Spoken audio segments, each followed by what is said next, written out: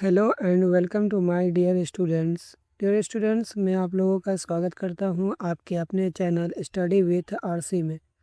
So students, हमने next video में तकरीबन हमने यहां तक अपना स्लाइड कंप्लीट कर लिया था एंड आज हम लोग यहां से हम लोग देखने वाले हैं। ठीक है, तो शुरू करते हैं। तो सबसे पहले ये देखना है कि टॉपिक का नाम क्या है। ये देखिए, ये हमारा क्या है, फर्स्ट हिस्ट्री का जो है वो फर्स्ट चैप्टर का हम लोग थ्योरी क्लास कर रहे हैं। ठीक है, अब यहाँ पे देखना है हमारा, यहाँ पे सिटाडेल और निचला नगर, मतलब जो ऊंचा नगर और नीचा नगर था वो किस तरीके से था वो चीज़ समझना है। ठीक है, ये जो है ये ऊंचा है और ये क्या है, निचला नगर था। ठीक है, इसकी पहले विशेषता देख लेते हैं ऊंचे नगर की।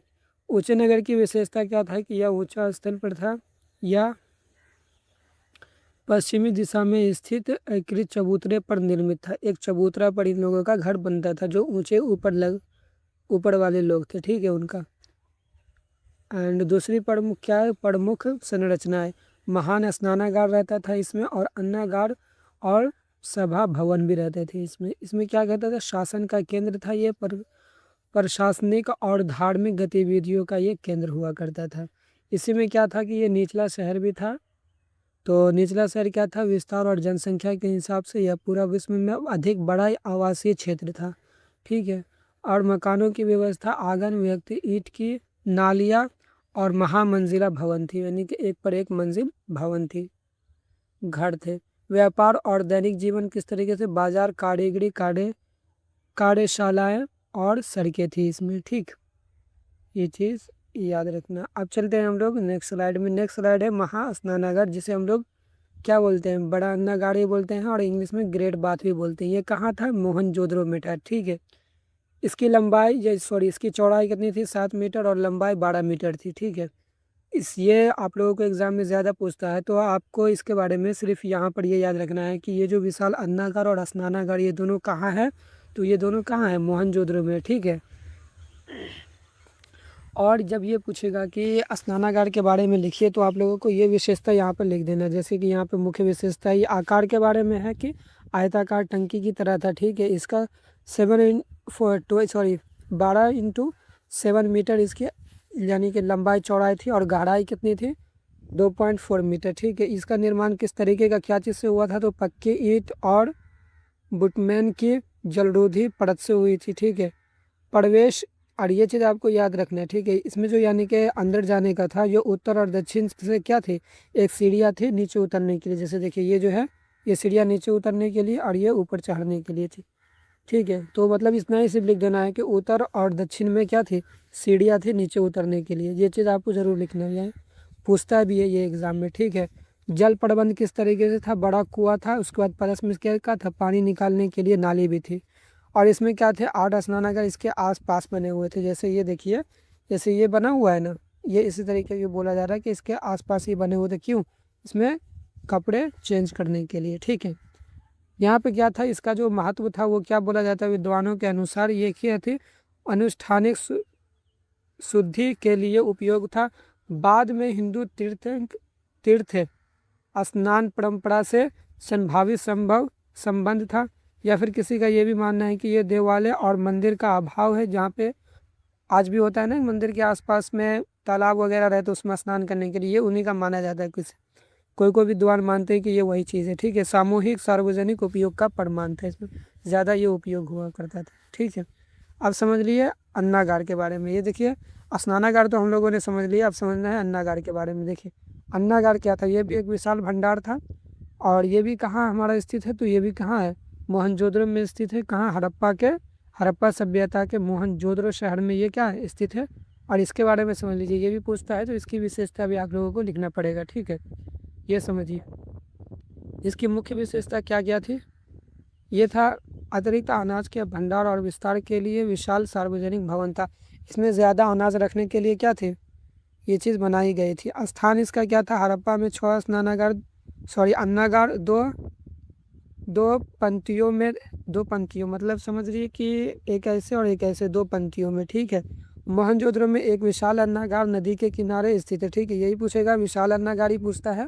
और विशाल स्नानागार पूछता है, ठीक है, ये दो चीज़ पूछता ही है। और ये दोनों कहाँ हैं, तो ये दोनों कहाँ हैं आपका, तो मोहनजोदड़ो में, ठीक है, ये चीज़ आपको याद रखना।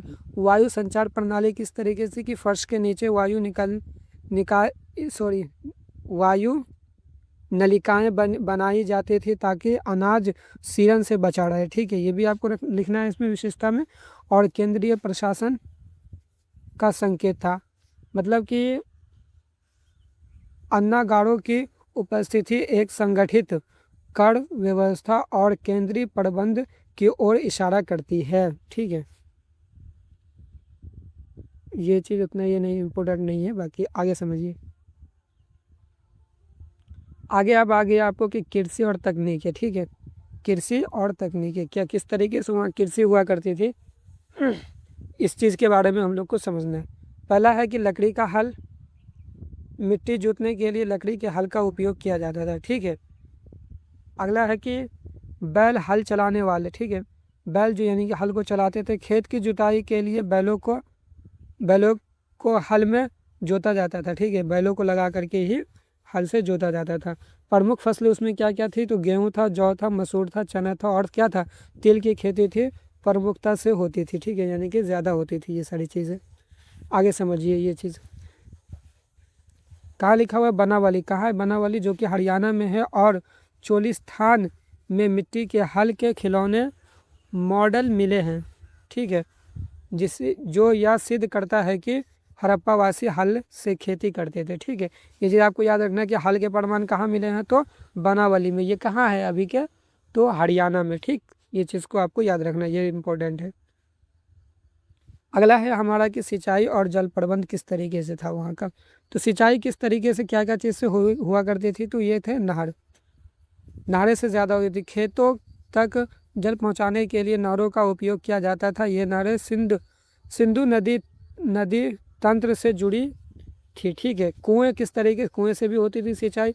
हड़प्पा नगरों में घरों के भीतर और सार्वजनिक स्थानों पर पक्के कुएँ बनाए जाते थे।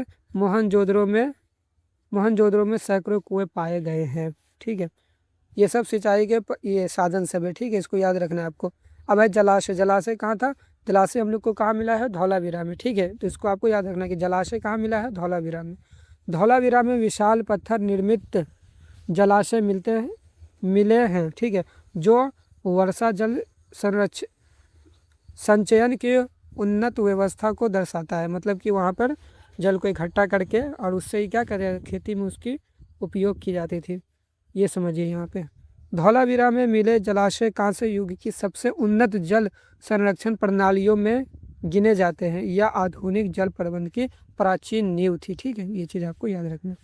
आगे चलिए, आगे समझते हैं पशुपालन। वहाँ के लोग क्या क्या चीज़, कौन कौन से जानवर पालते थे, ठीक है।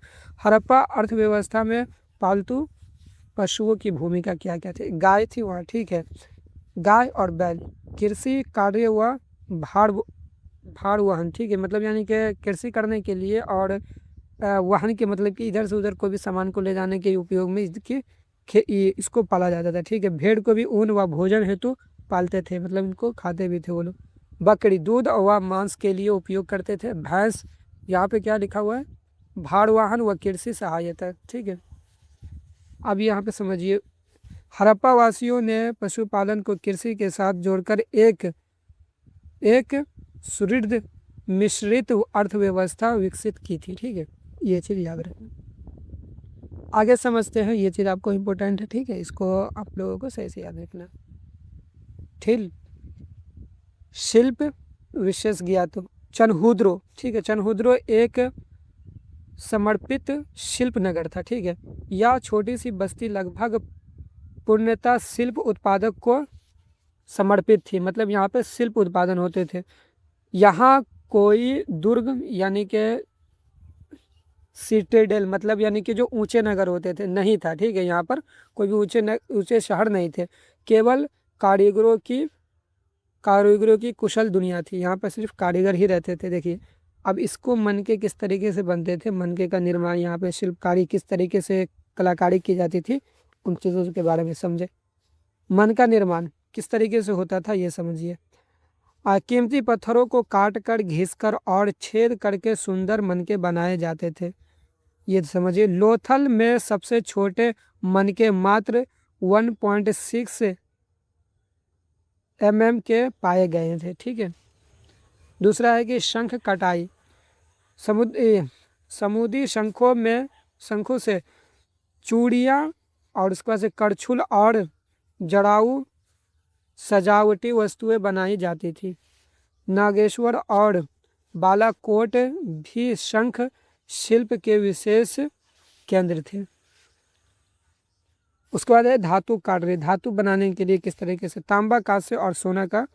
तांबा और कांसे से औजार, हथियार और आभूषण बनाने में सक्षम होना चाहिए, सक्षम प्राप्त थी, ठीक है। चनहुद्रों में मोड़े निर्माण और बांट निर्माण के भी प्रमाण मिले हैं, ठीक। चनहुद्रो, ठीक है। चनहुद्रो जो कहाँ है, सिंध पाकिस्तान, जो अभी कहाँ है, पाकिस्तान में जो सिंध है वहीं क्या था, चनहुद्रो था, ठीक है। तो ये चीज़ आपको याद रखना है। चनहुद्रो हड़प्पा सभ्यता का औद्योगिक नगर था, ठीक है, ये चीज़ याद रखने की चीज़ है। और बिना किसी दुर्ग के यानी बगैर किसी ऊंचे नगर के केवल कारीगरों का शहर था, ठीक है, ये चीज़ याद रखना। आगे समझिए कि शिल्प उत्पादन के प्रयुक्त सामग्री, उसका सामान जो है वो किस तरीके से ही था। आगे है क्या कि पत्थर एवं रक्त, ठीक है। कार्नेलियन लाल नारंगी रंग का बहुमूल्य पत्थर मनके बनाने में सर्वाधिक प्रयुक्त होता था, ठीक है। उसके बाद था जैस्पर, हरे भरे रंग का कठोर पत्थर बांट और औजार निर्माण में उपयोग थी, ठीक है। आगे है कि एस्टेटाइट, मुलायम पत्थर मोहरे और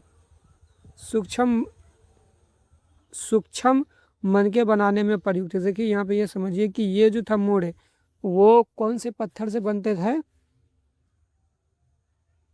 वो एक मिनट, मोहरे, अच्छा चलिए आगे आएगा तो मैं बता दूंगा मोहरे कौन से पत्थर के थे।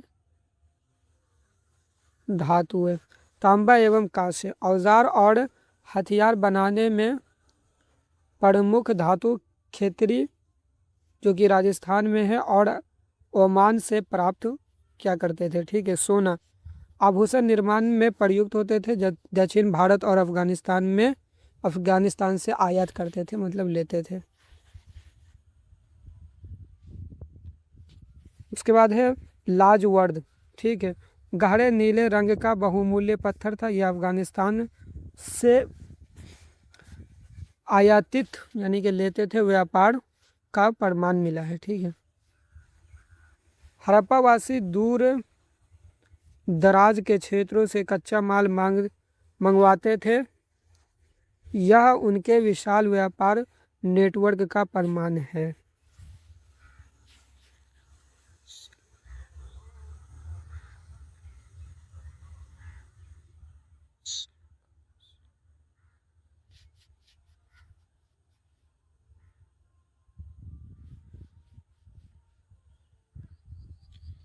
आगे आप समझिए, ठीक है, इसका व्यापारिक क्षेत्र समझिए क्या है कि व्यापार नेटवर्क और बाहरी संपर्क किस तरीके से था। हड़प्पावासी केवल अपने क्षेत्र तक सीमित नहीं थे, ठीक है, मतलब सिर्फ अपने क्षेत्र तक ही नहीं सीमित थे, उनका व्यापार हजारों किलोमीटर दूर तक फैला हुआ था। मतलब उनका जो व्यापार था वो क्या था,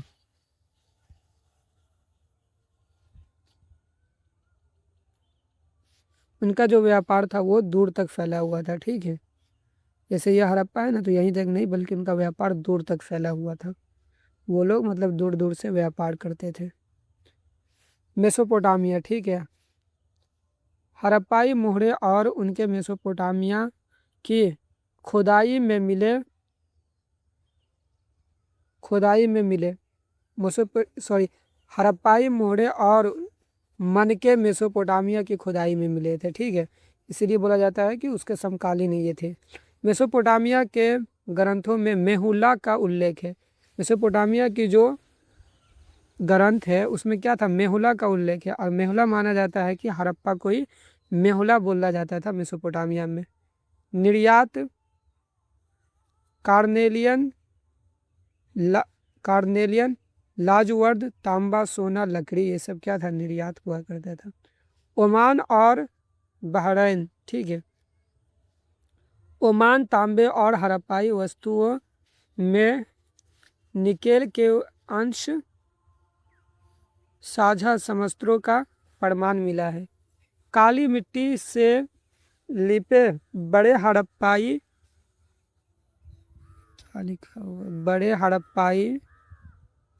ओमान में मिले हैं। समुद्री मार्ग से व्यापार का स्पष्ट प्रमाण मिलता है। अफगानिस्तान और मध्य एशिया, ठीक है।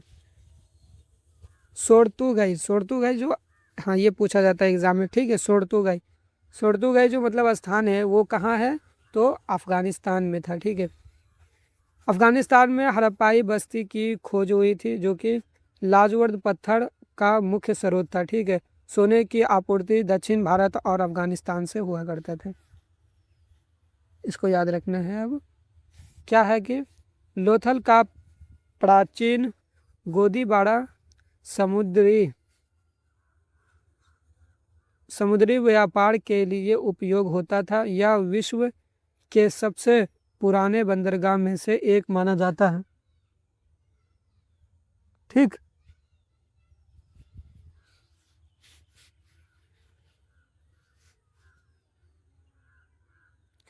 यहाँ पे ये देखिए, ये लोथल से इस तरीके से ओमान जाने का ये रास्ता दिखा रहा है, ठीक है। और इधर से आप लोगों को, इधर से ओमान, इधर से मेसोपोटामिया तक जाने का रास्ता। आगे समझते हैं। अब है व्यापार में मोहरे और मुद्रांकन। देखिए मोहरे कहाँ कहाँ इस्तेमाल होती है। माल बांधना, गीली मिट्टी लगाना उस पर, और मोहरे लगाना, ठीक है। मोहरे मतलब कि उस पर छाप दिया जाता था। अखंडत की जांच होती थी फिर कि हाँ, यानी कि ये रास्ते में कहीं खुला है या नहीं खुला है, इस तरीके से। मोहरे की विशेषता, आकार व सामग्री। अधिकतर मोहरे चौकोर आकार की थी और सेल खड़ी, हाँ यही मैं बताना चाहता था कि सेल खड़ी पत्थर से बनाई जाती थी, ठीक है।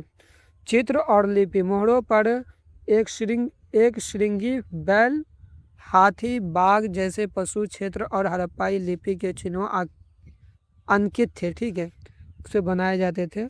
और संख्या अब तक लगभग 2000 से अधिक मोहरे विभिन्न स्थलों से प्राप्त हो चुकी हैं, ठीक है।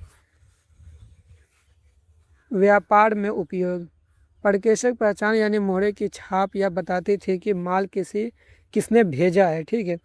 और इसकी गारंटी देखिए, यदि मोहरे अखंडित मतलब कि उसमें अगर टूट गया है तो पहचान दी जाती थी कि माल का छेड़छाड़ किया गया है, ठीक है। मेसोपोटामिया के स्थलों पर हड़प्पाई मोहरे मिली है जो विदेशी व्यापार का प्रमाण है। आगे समझिए। आगे है कि मानकृत बाट और माप। व्यापार लेन देन के लिए क्या करते थे ये लोग, बाट का उपयोग करते थे, ठीक है। समझिए।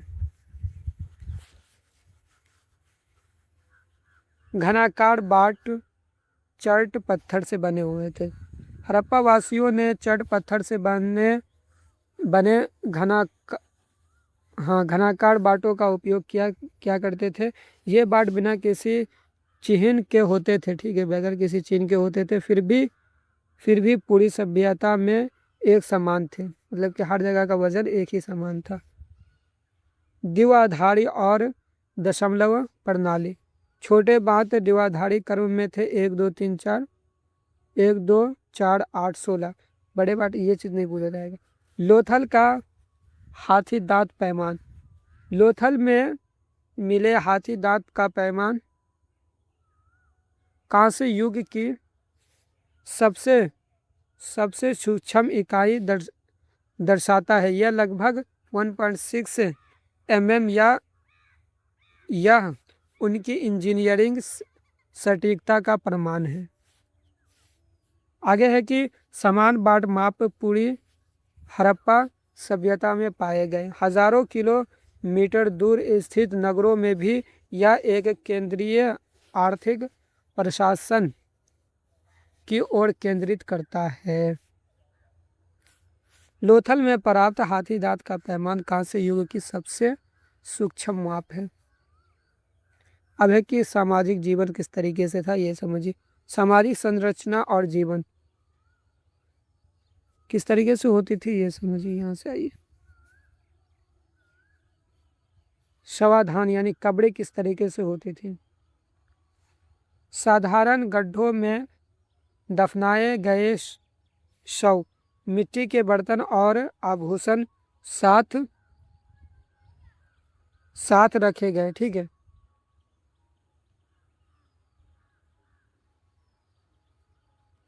जब दफनाए जाते थे तो उसके साथ ये सब चीज रखे गए। आभूषण और अलंकरण। ठीक है, हार, अंगूठिया, बाजू बाजूबंद स्त्री पुरुष दोनों के लिए, नाक की बाली केवल स्त्रियों में थी। ठीक है, उसके बाद है विलासिता की वस्तुएं। तांबे के बर्तन, सोने के आभूषण, उसके बाद लैपिस लाजुली संपत्ति के संकेत थे। मोहनजोदड़ो में प्राप्त साक्ष्य पर आधारित। उसके बाद है कि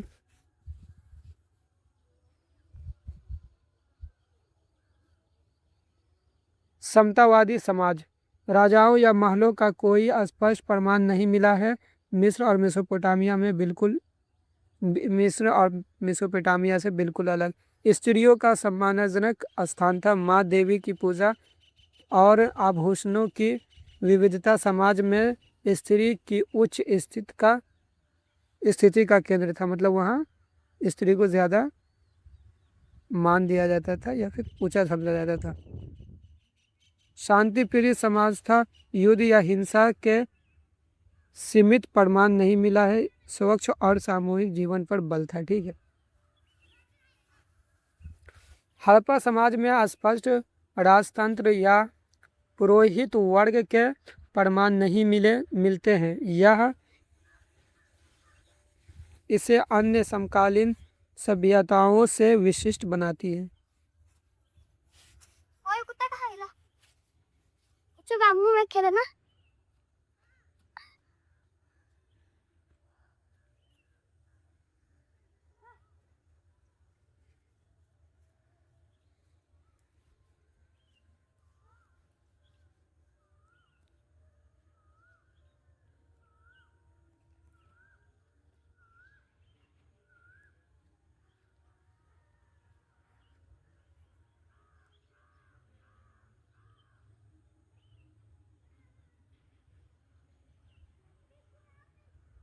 समझिए, मातृ देवी की उपासना।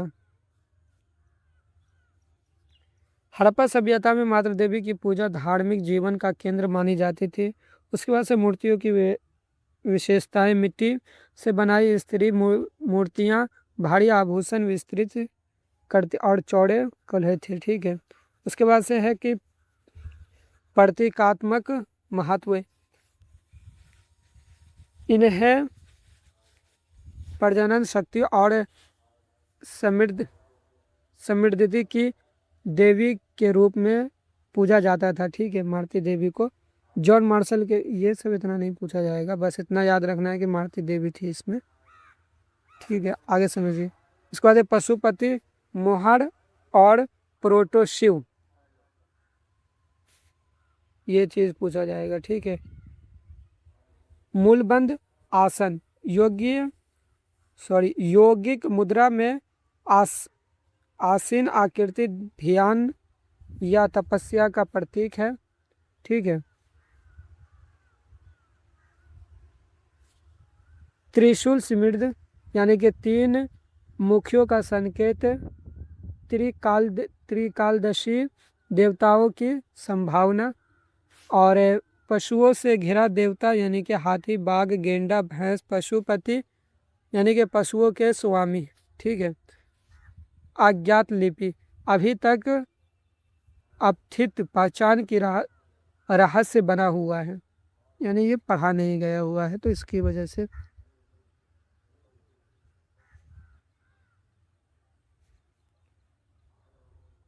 प्रकृति और पशु पूजा, यानी कि पेड़ पौधे और पशुओं को दिया जाता था, यह धार्मिक महत्व था, ठीक है, ये समझिए। पीपल वृक्ष, हड़प्पा मोहरे पर पीपल वृक्ष की आकृति मिलती है, यह वृक्ष पवित्र एवं पूजनीय माना जाता था। एक सर्वाधिक पाए जाने वाले मोहर पर अंकित पशु इसका धार्मिक या प्रतीक महत्व था। अन्य पवित्र पशु बैल, गाय, भैंस, हाथी मोहरों पर बार बार दिखते हैं, ये शक्ति, उर्वरता और प्रकृति के प्रतीक थे। पीपल वृक्ष और बैल की पूजा के परंपरा आज भी हिंदू धर्म में जीवित है। यह सभ्यता की संस्कृति निरंतरता का प्रमाण है, ठीक है। रहस्य में हड़प्पा लिपि, ठीक है, यही समझिए, उसके बाद खत्म ही। चिन्हों की पहचान लगभग कितना है, ये चीज याद रखना है आपको, ठीक है, ये इंपॉर्टेंट है। लगभग 375 से लेकर के 400 चिन्ह की है। यह वर्णमाला लिपि नहीं है, ठीक नहीं थी। लेखन की दिशा दाएं से बाएं, हाँ देखिए, ये दाएं से बाएं लिखी जाती थी, ना कि बाएं से दाएं, ठीक है, ये दाएं से बाएं लिखी जाती थी। कुछ लंबे श्रृंखलाओं से ये पता चलता है, ठीक है। उसके बाद शिलालेख की लंबाई, अधिकांश शिलालेखों बहुत छोटे, केवल 2 से 5 अक्षर। सबसे लंबे शिलालेखों में सब लगभग 26 चिन्ह पाए गए, ठीक है। कहाँ मिली थी यह लिपि? मोहरे, तांबों के औजारों, मिट्टी के बर्तन और किनारों और टेराकोटा की पट्टिकाओं पर, ठीक है। लेकिन ये चीज़ पढ़ा नहीं गया, ये लिपि, ये चीज़ याद रखना। आज तक यह लिपि अभी तक पढ़ी नहीं जा सकी, यह इतिहास के सबसे बड़े रहस्यों में से एक है, ये चीज़ आपको याद रखना है। ये इस तरीके से इसकी लिपि लिखी जाती थी, ठीक है। रेखाएं, धनुष, वृक्ष, एकदम अजीब लिपि थी। आगे समझिए इसके पतन के, यानी कि ये कैसे खत्म हुई, ठीक है। जलवायु परिवर्तन, लगभग 1900 ईसा पूर्व से वर्षा में भारी कमी आई। बढ़ती शुष्कता ने फसलों को नष्ट किया और बड़े नगरों की जनसंख्या को बनाए रखना असंभव बन गया, ठीक है। दूसरा ये मानना है कि नदी का मार्ग परिवर्तन, सरस्वती घग्गर नदी सूखने लगी और सिंधु नदी का मार्ग भी बदल गया। जल स्रोत के अभाव से सिंचाई और पेयजल की भारी कमी हुई, जिससे ये क्या सभ्यता नष्ट हो गई। वनों की कटाई, ईंट भट्टों और निर्माण कार्यों के लिए अत्यधिक लकड़ी जलाई गई, जिससे वन नष्ट हुए। मिट्टी का कटाव बढ़ा और वर्षा चक्र बाधित हुआ, ठीक है। विद्वान का मत है यह कि पतन यह एक अचानक घटना नहीं थी, यह कई शताब्दी में धीरे धीरे हुआ। पर्यावरणीय दबाव ने लोगों को पूर्व की ओर गंगा के मैदान में प्रवास करने पर विवश किया। मतलब इसका कोई सही सटीक प्रमाण नहीं है, बाकी ये तीनों आपको एग्जाम में लिख देना है, ठीक है। सभ्यता का अंत,